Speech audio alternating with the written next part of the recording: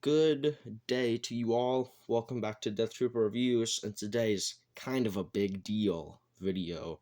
We're reviewing an actual Death Trooper figure. This is the Star Wars Black Series Death Trooper action figure by Hasbro, 50th anniversary of Lucasfilms. This bad boy is retailing you for I don't know how much, and oh my god, I love this thing so much. And it's not because I have a huge bias for Death Troopers, as you might have guessed earlier on when you started watching my channel, or if this is your first time. Yes, I have a huge bias for Death Troopers. It's obviously in the name, so this is pretty special. We're gonna obviously start with accessories. That's how we run things here. Dr. Disrespect quote. I believe this is the DC-17 blaster. Correct me if I'm wrong. I'm not big on the blaster names or anything. But this is the weapon that the Death Troopers wielded in Rogue One and The Mandalorian. And it's just absolutely amazingly detailed. It is kind of a hunk of plastic, honestly, but it has some slight paint job on there. It looks really well sculpted. There's a lot of little cracks and crevices in there that just look so nice. And it really just helps bring the figure together. It is really hard to get it into his hand, which is one of my big gripes with a lot of figures, how the accessories are slightly ineffective when it comes to posability and adding to the collection. But the other thing, he has one more accessory, which is another gun. Right there, it comes with a little spot to put it, which I thought was really cool. We're going to get that out. I do not know what blaster this is, but it is, again, same thing as the other one, amazingly detailed. I'm not sure if this was ever actually used by them in the movies. It was possibly, but I'm not really sure. So maybe leave me a comment down below and tell me what this is, when it was used, blah, blah, blah. It could have been used in Rebels, but I've never seen Rebels. So, yeah.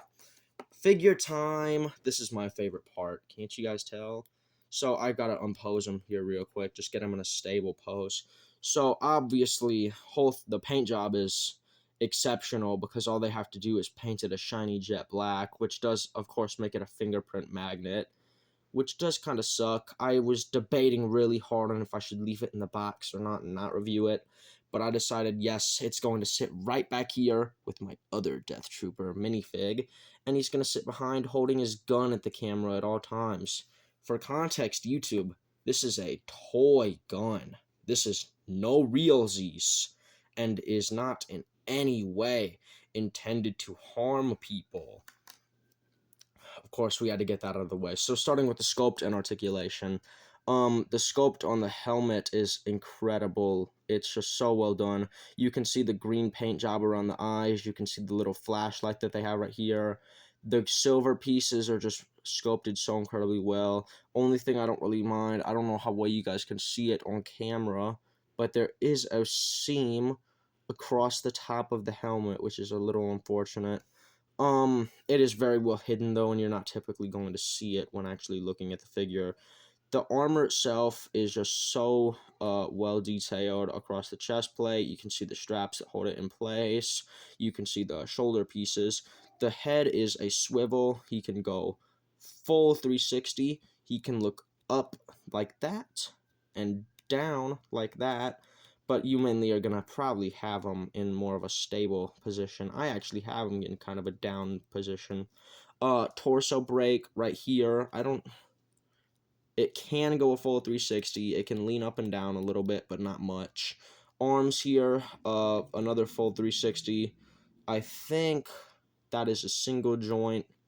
It can also turn full 360, I think. Yep, full 360. The hands are a little bit more difficult to pose, but again, full 360, basic. All the joints feel really good to move. Nothing seems like scary or anything like some of the NECA figures I've played around with. Not enough. You can't move the arms like up or anything at all. Same thing on this other arm. Um, I think there's no hip joint. There's no, I think that's the hip. I don't, am I crazy? There's no joint right there. You cannot really turn the legs. You can move them up about yay high, and you can move them back about that much just by themselves. But when you're bending the knee, there are double jointed knees on this baby, so it can bend all the way back. I think I can get it to go further, but I don't actually want to risk that. Double jointed knees. I don't actually see much reason to move the knees too much, because in the end, you can't really get it in a pose where the legs aren't just standing up completely straight. Feet can move up and down. I don't think, yeah, they can't turn very well at all. So aside from articulation and all that stuff, paint job and detailing is obviously just so exceptional across this entire figure. There's no gaps or seams or anything that can be seen very easily aside from the one at the top of the helmet, but even that took me a while to notice. Sorry, I don't have a figure turntable, so we're going to do the full spin around with my hands as I yap about it some more. Obviously, if you're a fan of Death Troopers, it's just like, wow, you know.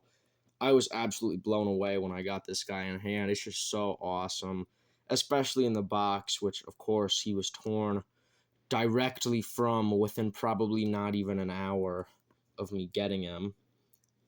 But yeah, this guy's so awesome. So, overall score with bias, 10 out of 10.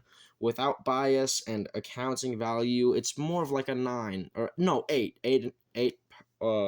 points on my scale without bias.